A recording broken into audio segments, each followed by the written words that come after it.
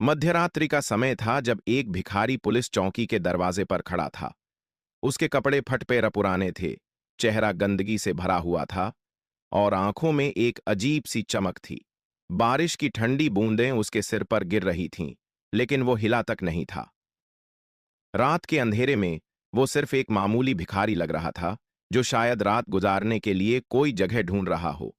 उसके हाथों में एक पुराना कटोरा था और पैरों में टूटी हुई चप्पलें थीं। कोई भी उसे देखकर सिर्फ दया या घृणा महसूस कर सकता था। लेकिन क्या पुलिस को पता था कि यह भिखारी दरअसल जिले का सबसे बड़ा अधिकारी था? क्या उन्हें अंदाजा था कि जिस इंसान को वे दुत्कारने वाले थे, वही उनकी नौकरी और भविष्य का फैसला कर सकता था? इस रात जो कुछ होने वाला था, वो न सिर्फ एक भिखारी की कहानी थी, बल्कि पूरे सिस्टम की परीक्षा थी। जब एक डीएम साहब ने खुद को एक मजबूर भिखारी के रूप में पेश किया, तो उन्हें नहीं पता था कि यह रात उनकी जिंदगी का सबसे कठिन अनुभव होगा। क्या आने कभी सोचा है कि जब अधिकार और शक्ति वाले लोग आम जनता के भेष में आ जाएं, तो क्या होता है? क्या सच में हमारे रक्षक हमारी रक्षा करते हैं, या फिर वे खुद ही हमारे लिए खतरा बन जाते हैं? आज की यह कहानी आपको दिखाएगी कि कैसे एक रात में सब कुछ बदल गया और न्याय ने अपना असली चेहरा दिखाया। शहर की सड़कें सुनसान थी, केवल कुछ स्ट्रीट लाइटें टिमटिमा रही थीं, और रात की ठंडक में बेहर लोग पुलों के नीचे दुबके हुए थे। एक तरफ चमकती हुई बड़ी बड़ी इमारतें थीं, जहां अमीर लोग आराम से सो रहे थे। दूसरी तरफ गंदी बस्तियां थीं, जहां गरीब लोग अपनी समस्याओं से जूझ रहे थे। इसी शहर में रहता था डीएम राजेश कुमार। महज 33 साल की उम्र में वो जिले का सबसे बड़ा अधिकारी बन चुका था, लेकिन उसकी जिंदगी आसान नहीं थी। हर दिन उसके पास ढेरों शिकायतें आती थीं कि पुलिस गरीब लोगों के साथ बुरा व्यवहार करती है। पिछले 3 महीनों में उसे 27 शिकायतें मिली थी। हर शिकायत में एक ही बात थी, पुलिस वाले बेसहारा लोगों को पीटते हैं, उनसे पैसे मांगते हैं और उन्हें इंसान तक नहीं समझते। एक बूढ़ी औरत ने लिखा था कि उसके बेटे को बिना वजह मारा गया। एक मजदूर ने बताया था कि उससे रिश्वत मांगी गई। लेकिन जब भी राजेश ने इन शिकायतों की जांच करवाई, हर बार पुलिस वालों ने मना कर दिया। उन्होंने कहा कि यह सब झूठे आरोप हैं। एसपी साहब ने भी कहा था कि उनके अधिकारी बिल्कुल ईमानदार हैं। राजेश के मन में एक पुराना दर्द था। बचपन में जब वह गरीब था, तब एक दिन उसके पिता को पुलिस वालों ने बेवजह मारा था। वो सिर्फ 8 साल का था जब उसने अपने बाप को रोते हुए देखा था। उस दिन उसने अपने पिता से वादा किया था कि बड़ा होकर वो गरीबों की मदद करेगा। अब जब वो डीएम बन गया था, तो वो उस वादे को निभाना चाहता था। लेकिन समस्या यह थी कि जब भी वो अधिकारियों से पूछता, सब कुछ सामान्य लगता था। कोई भी अपनी गलती नहीं मानता था। राजेश ने महसूस किया कि असली सच्चाई जानने के लिए उसे अलग तरीका अपनाना होगा। उसे खुद एक आम आदमी बनकर देखना होगा कि पुलिस असल में कैसा व्यवहार करती है। एक रात जब वो अपने ऑफिस में बैठा था, तो उसने एक फैसला लिया। वो खुद भिखारी बनकर पुलिस चौकी जाएगा। वो देखेगा कि जब कोई सत्ता में नहीं होता, तो उसके साथ कैसा बर्ताव किया जाता है। यह एक खतरनाक योजना थी। अगर पुलिस वालों को पता चल गया कि वो डीएम है, तो सब कुछ बिगड़ सकता था। लेकिन राजेश जानता था कि सच्चाई जानने का यही एक तरीका है। उसने अपने पिता की तस्वीर देखी, जो उसकी मेज पर रखी थी। वो बूढ़ा आदमी गरीबी में मर गया था, लेकिन हमेशा कहता था कि एक दिन न्याय जरूर मिलेगा। आज राजेश उस न्याय को खुद ढूंढने निकला था।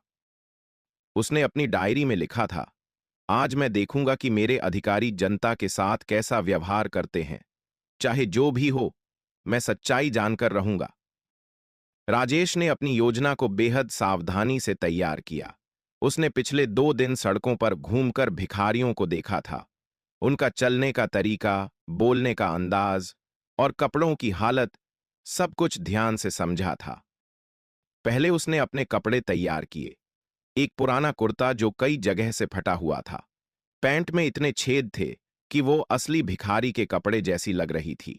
उसने इन कपड़ों को गंदगी में डाला, मिट्टी लगाई और कुछ दिन तक धूप में सुखाया, ताकि वे बिल्कुल पुराने लगें। अगला कदम था अपना चेहरा बदलना। राजेश ने अपनी दाढ़ी कई दिन तक नहीं बनाई, बालों को बिखराया और उनमें मिट्टी लगाई।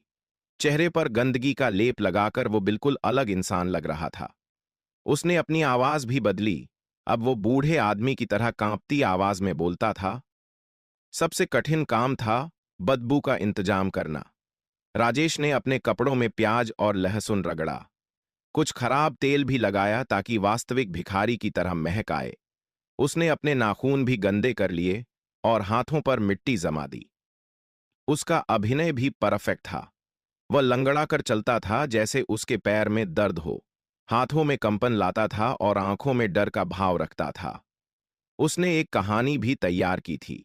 वह एक बूढ़ा आदमी है जिसके बेटे ने उसे घर से निकाल दिया है। राजेश ने अपनी पॉकेट में एक छोटा रिकॉर्डिंग डिवाइस छुपा रखा था।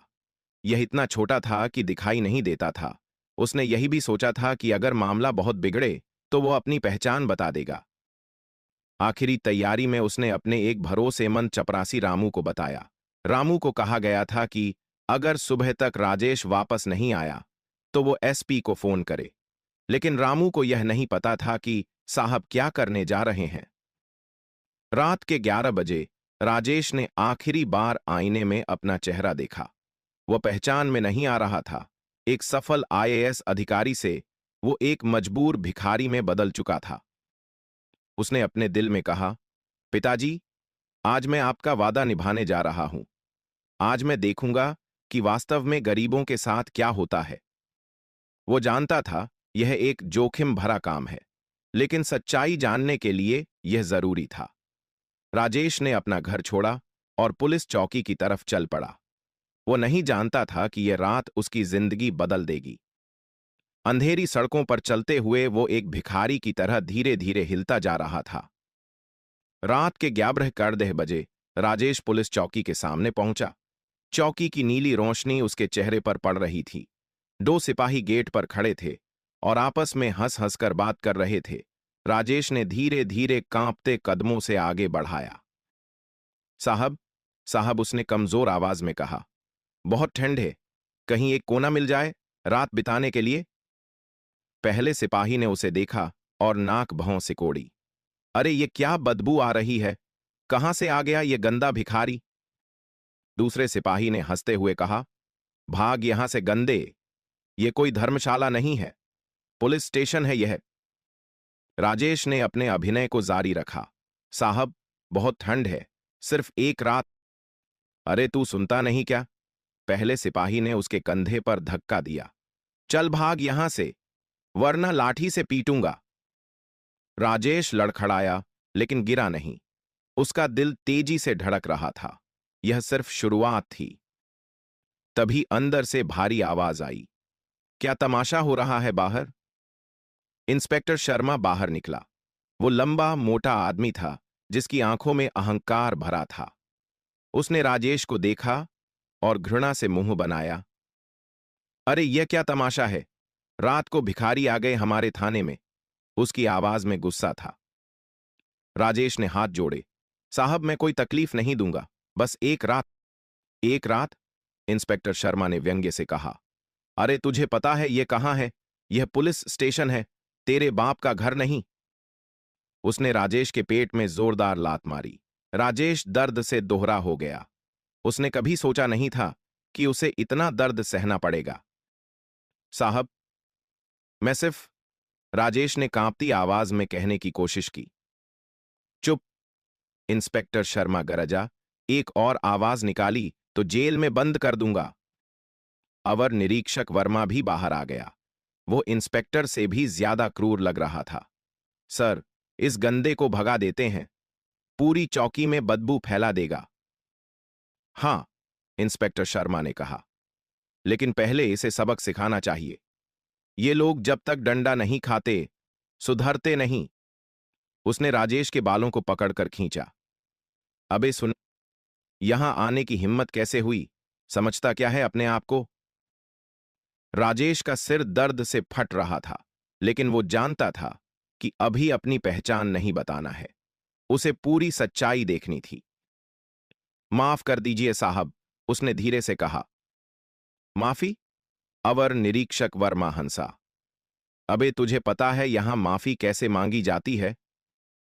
उसने अपना डंडा उठाया और राजेश के पैरों पर मारा। राजेश दर्द से चीखा, लेकिन गिरा नहीं। अब जाकर बाहर बारिश में खड़ा हो जा, इंस्पेक्टर शर्मा ने आदेश दिया। सुबह तक वहीं खड़ा रहेगा, अगर हिला तो पीट पीट कर मार डालूंगा। राजेश को बाहर धकेल दिया गया। बारिश तेज हो गई थी।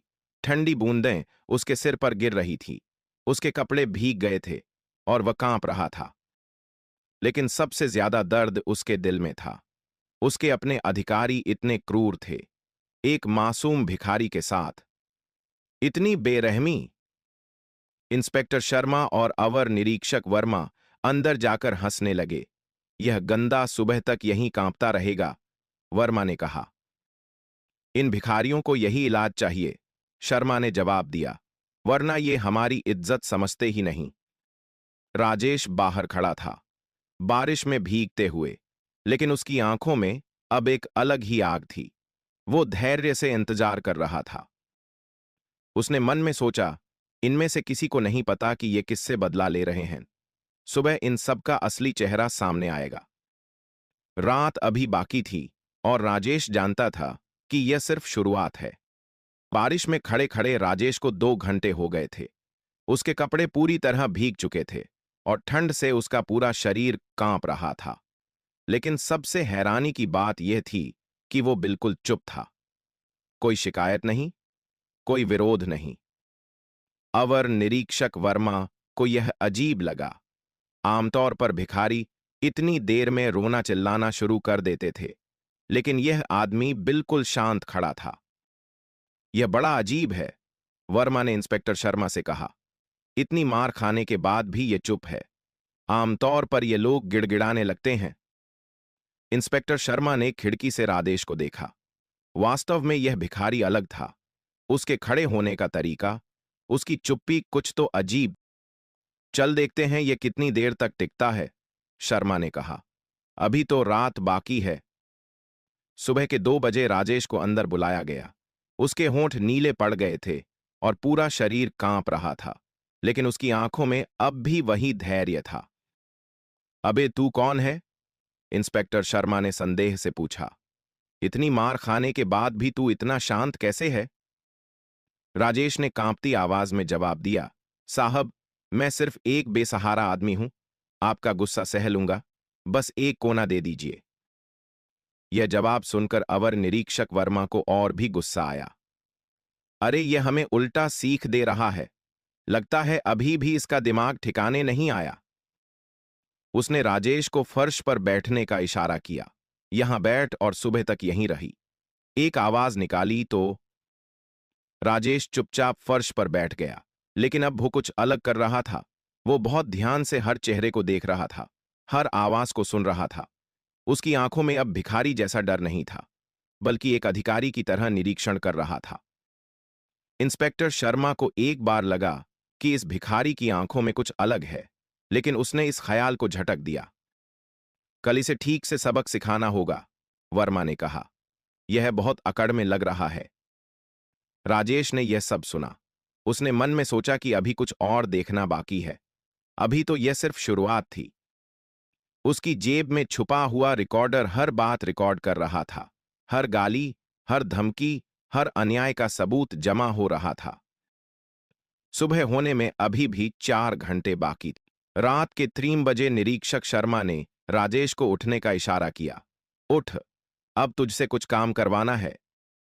राजेश धीरे धीरे उठा। उसकी कमर में दर्द हो रहा था, क्योंकि वो कई घंटों से सख्त फर्श पर बैठा था। यह देख, उप निरीक्षक वर्मा ने थाने के कोने में रखी पोंछा दिखाई।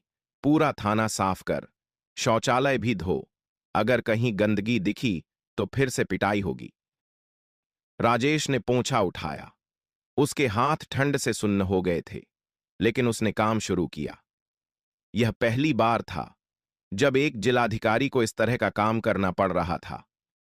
और हां, निरीक्षक शर्मा ने कहा, अगर तू जल्दी जल्दी करेगा तो खाने को कुछ मिल जाएगा। राजेश ने पूरा थाना पोंछा। फिर उसे शौचालय साफ करना पड़ा। बदबू से उसका दम घुट रहा था, लेकिन वो चुप रहा। हर काम के बाद पुलिस वाले उसे गालियां देते और उसका मजाक उड़ाते। देख इस भिखारी को, एक सिपाही हंसा। कितना अच्छा काम करता है, रोज आना चाहिए इसे। सुबह 4 बजे राजेश को खाना दिया गया। यह बासी रोटी का टुकड़ा था जिसमें दाग लगे थे। साथ में एक गिलास गंदा पानी था। लिखा, वर्मा ने कहा, राजा की तरह दावत है तेरे लिए। राजेश ने वो बासी रोटी खाई। उसे उल्टी आने का मन हुआ, लेकिन उसने खुद को संयम में रखा। वो जानता था कि यह सब सबूत के लिए जरूरी है। इसी बीच एक और घटना हुई। बाहर से एक बूढ़ा आदमी आया। वो भी बेझर लग रहा था। तब, मुझे बहुत प्यास लगी है, बूढ़े ने कहा। एक गिलास पानी मिल जाए? निरीक्षक शर्मा ने उसे देखा और गुस्से में आ गया। अरे आज क्या दिन है, एक एक करके सभी भिखारी आ रहे हैं। उसने बूढ़े को जोरदार धक्का दिया। बूढ़ा गिर गया और उसका सिर फर्श से टकराया। साहब, बस पानी चाहिए था, बूढ़े ने दर्द से कराहते हुए कहा। पानी चाहिए? उप निरीक्षक वर्मा ने मजाक किया। ले यह पानी। उसने बूढ़े पर गंदा पानी फेंक दिया। राजेश यह सब देख रहा था। उसका गुस्सा सातवें आसमान पर था, लेकिन वो जानता था कि अभी धैर्य रखना होगा। फिर एक और दृश्य हुआ। एक छोटा बच्चा आया जो सड़क पर रहता था। उसने कहा कि उसे बहुत भूख लगी है। भूख लगी है? एक सिपाही ने पूछा। चोरी क्यों नहीं करता? नहीं साहब, मैं चोरी नहीं करता, बच्चे ने कहा। अरे तो फिर भूखा ही मर, सिपाही ने हंसते हुए कहा। उसने बच्चे को तमाचा मारा और बाहर धकेल दिया। राजेश की आंखें भर आईं। वो इतना अन्याय पहले कभी नहीं देखा था। ये लोग सिर्फ उसके साथ नहीं बल्कि हर गरीब के साथ ऐसा व्यवहार करते थे। अब वो समझ गया कि क्यों इतनी शिकायतें आती थी। यह सिर्फ बुरा व्यवहार नहीं था, यह तो पूरी तरह से अमानवीय था। अरे भिखारी, निरीक्षक शर्मा ने राजेश को आवाज लगाई। अब बाहर जा और गेट पर खड़ा हो जा। कोई और भिखारी आए तो भगा देना। राजेश बाहर गया। अब उसे अपने ही जैसे गरीब लोगों को भगाना पड़ रहा था। यह और भी दुखदाई था। एक औरत आई जिसके साथ छोटा बच्चा था। भैया, कुछ खाने को मिल जाएगा? उसने राजेश से पूछा। राजेश का दिल भर आया। वो जानता था कि अगर यह औरत अंदर गई तो उसके साथ भी वही होगा जो दूसरों के साथ हुआ था। उसने धीरे से कहा, बहन, यहां मत आओ, यहां अच्छे लोग नहीं हैं। औरत समझ गई और चली गई। सूरज निकलने में अब सिर्फ 2 घंटे बाकी थे। सुबह के 6 बजे आसमान में हल्की लालिमा दिखाई देने लगी। राजेश अभी भी गेट पर खड़ा था। रात भर की यातना से उसका पूरा शरीर दुख रहा था, लेकिन उसकी आंखों में अब एक अलग ही तेजी थी। निरीक्षक शर्मा अंदर से बाहर आया। उसके चेहरे पर वही अंकार था। अरे भिखारी, अभी भी यहीं खड़ा है? अब जा यहां से। राजेश ने धीरे से कहा, साहब, अब जा सकता हूं? कहां जा? लेकिन पहले शर्मा ने रुककर कहा। उसकी आंखों में एक क्रूर चमक थी। पहले मेरे जूते चाट, तब जाने दूंगा।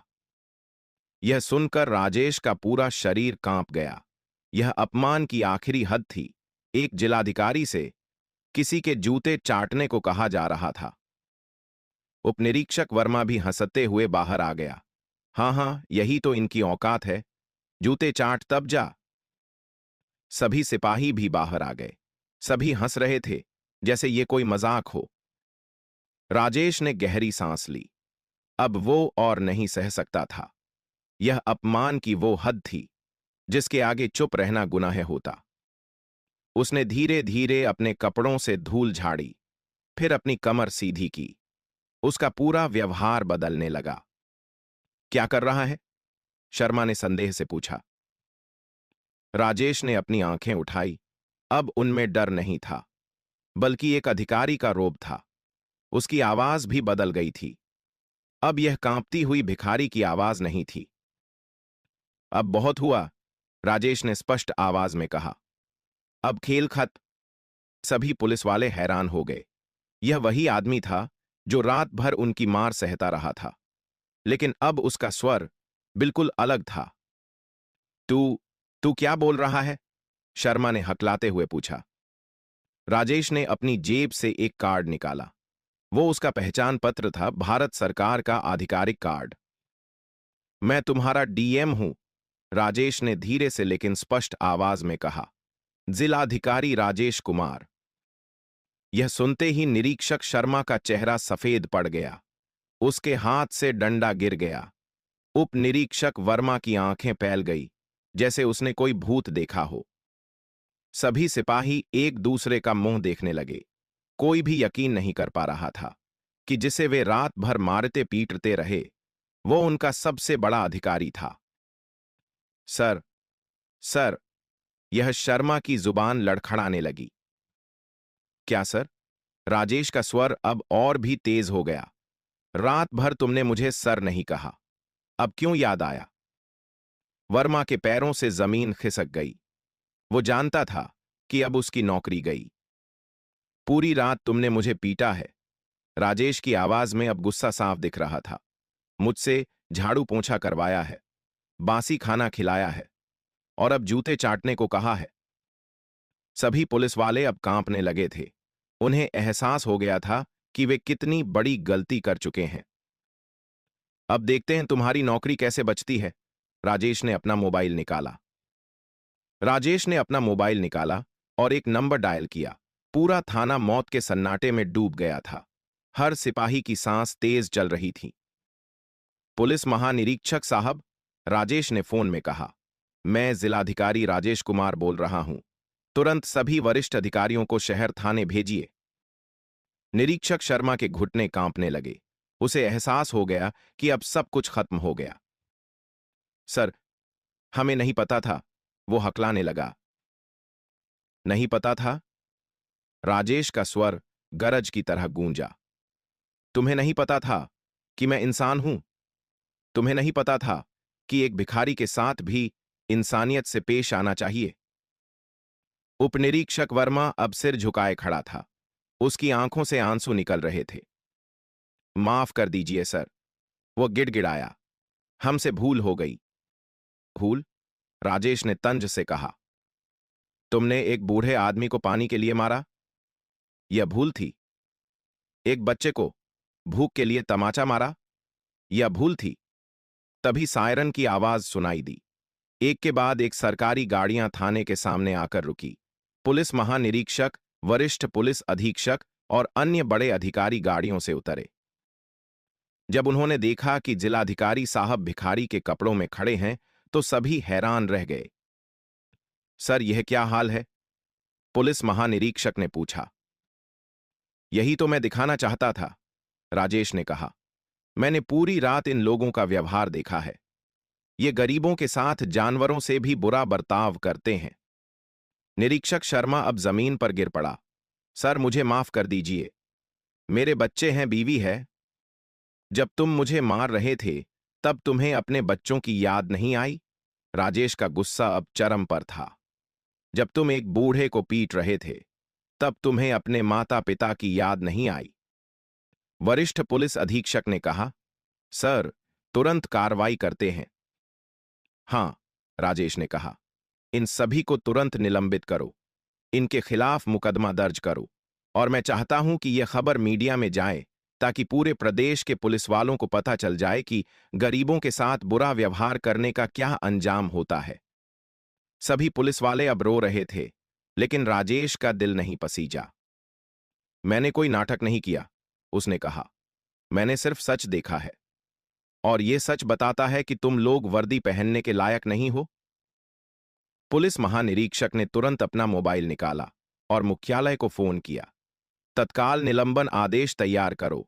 निरीक्षक शर्मा, उप निरीक्षक वर्मा और इस थाने के सभी दोषी सिपाहियों के खिलाफ। राजेश ने अपनी जेब से छोटा रिकॉर्डर निकाला। यह पूरी रात की रिकॉर्डिंग है। हर गाली, हर मारपीट, हर अन्याय का सबूत इसमें है। वरिष्ठ पुलिस अधीक्षक ने रिकॉर्डर सुना। उसके चेहरे पर घृणा के भाव आ गए। यह तो बहुत ही शर्मनाक है। ये लोग पुलिस की छवि खराब कर रहे थे।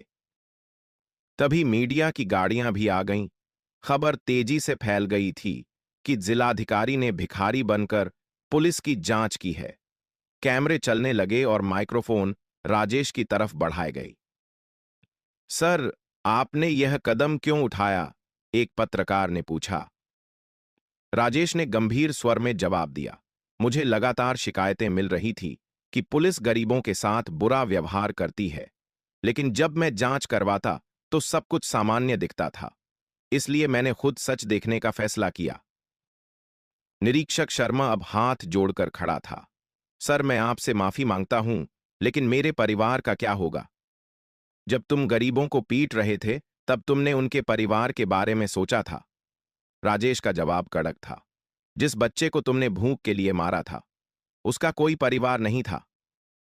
पुलिस महानिरीक्षक ने आदेश दिया, इन सभी की तुरंत गिरफ्तारी करो, मानव अधिकार हनन का मामला दर्ज करो। राजेश ने आगे कहा, मैं चाहता हूं कि अब हर थाने में सीसीटीवी कैमरे लगाए जाएं, हर शिकायत की गुप्त जांच हो, और सबसे जरूरी बात, अब से हर महीने मैं अलग अलग भेष में थानों का निरीक्षण करूंगा। यह सुनकर पूरे प्रदेश के पुलिस वालों के होश उड़ गए। अब कोई भी नहीं जानता था कि कब कौन सा अधिकारी किस रूप में आ जाए। थाने के बाहर खड़े लोगों में से एक बूढ़ा आदमी आगे आया। यह वही था जिसे रात में पानी के लिए मारा गया था। सर, आपने हमारी आवाज सुनी? उसकी आंखों में आंसू थे। अब हमें भी लगता है कि न्याय मिल सकता है। राजेश ने उस बूढ़े के कंधे पर हाथ रखा। अब से कोई भी गरीब, कोई भी मजबूर इस तरह की यातना नहीं सहेगा। यह मेरा वादा है। मुख्यमंत्री का फोन आया। राजेश, तुमने बहुत साहस का काम किया है। मैं चाहता हूं कि यह मॉडल पूरे प्रदेश में लागू हो। निरीक्षक शर्मा को हथकड़ी लगाई गई। जब वह ले जाया जा रहा था तो उसने एक बार फिर राजेश की तरफ देखा। सर, मैं बदल जाऊंगा, उसने कहा। अब बहुत देर हो गई, राजेश ने कहा। तुम्हारे लिए बदलने का मौका था, जब तुम पहली बार किसी निर्दोष को मारे थे। अब सिर्फ सजा बाकी है। उप निरीक्षक वर्मा और सभी दोषी सिपाहियों को भी गिरफ्तार कर लिया गया। थाने की पूरी व्यवस्था बदल दी गई। राजेश ने घोषणा की, अब इस थाने में नए ईमानदार अधिकारी तैनात होंगे और हर गरीब, हर जरूरतमंद यहां सम्मान के साथ न्याय पाएगा। शाम तक यह खबर पूरे देश में फैल गई। सोशल मीडिया पर राजेश की तारीफ हो रही थी। लोग कह रहे थे कि यही असली अधिकारी होते हैं। राजेश ने अपने फटे कपड़े बदले और वापस अपने दफ्तर गया। उसने अपने पिता की तस्वीर देखी और कहा, पिताजी, आपका वादा पूरा हुआ। इस घटना के बाद पूरे प्रदेश में बदलाव की लहर दौड़ गई। दूसरे जिलों के अधिकारियों ने भी राजेश के तरीके को अपनाना शुरू किया। कई जिलाधिकारी अब अलग अलग भेष में अपने क्षेत्र का निरीक्षण करने लगे। राजेश का यह कदम सिर्फ एक व्यक्तिगत अनुभव नहीं था, यह पूरे तंत्र के लिए एक जगाने वाली घंटी थी। अब हर पुलिस वाला जानता था कि कब कौन सा अधिकारी किस रूप में आ सकता है। शहर के थाने की पूरी तस्वीर बदल गई। नए निरीक्षक के आने के बाद वहां गरीबों के साथ सम्मानजनक व्यवहार होने लगा। एक शिकायत पेटी लगाई गई जिससे सीधे जिलाधिकारी के दफ्तर में शिकायतें जाती थीं। 3 महीने बाद राजेश फिर से उसी थाने गया, इस बार अपनी असली पहचान में। वहां का नजारा बिल्कुल अलग था। एक बूढ़ी औरत बैठी थी और एक सिपाही उससे विनम्रता से बात कर रहा था। सर, अब यहां सब कुछ बदल गया है, नए निरीक्षक ने राजेश से कहा। अब कोई भी व्यक्ति डर के बिना यहां आ सकता है। राजेश ने देखा कि वही बूढ़ा आदमी जिसे पानी के लिए मारा गया था, अब चाय पी रहा था और सिपाही उसकी समस्या सुन रहा था। यही तो मैं चाहता था, राजेश ने मुस्कुराते हुए कहा। राजेश ने अपने अनुभव को एक किताब में लिखा, जिसका नाम था एक रात का सफर। यह किताब देश भर में लोकप्रिय हुई और कई प्रशासनिक अकादमियों में पढ़ाई जाने लगी। अपने भाषण में कहा था, एक अधिकारी की असली परीक्षा यह है कि वो गरीबों के साथ कैसा व्यवहार करता है। जो लोग वर्दी पहनकर गरीबों को सताते हैं, वे वर्दी के काबिल नहीं। आज जब राजेश अपने दफ्तर में बैठता है तो उसकी मेज पर एक फोटो रखी है। वो रात की फोटो जब वो भिखारी बना था। यह फोटो उसे याद दिलाती है कि सत्ता का असली मतलब सेवा है, अत्याचार नहीं। कई साल बाद भी लोग राजेश की उस रात को याद करते हैं। वो रात जब न्याय ने भिखारी का रूप धारण किया और अन्याय का सामना किया। सच्चाई यह है कि बदलाव हमेशा एक व्यक्ति से ही शुरू होता है। राजेश ने साबित कर दिया कि अगर इरादे नेक हों तो एक रात भी पूरे सिस्टम को बदल सकती है।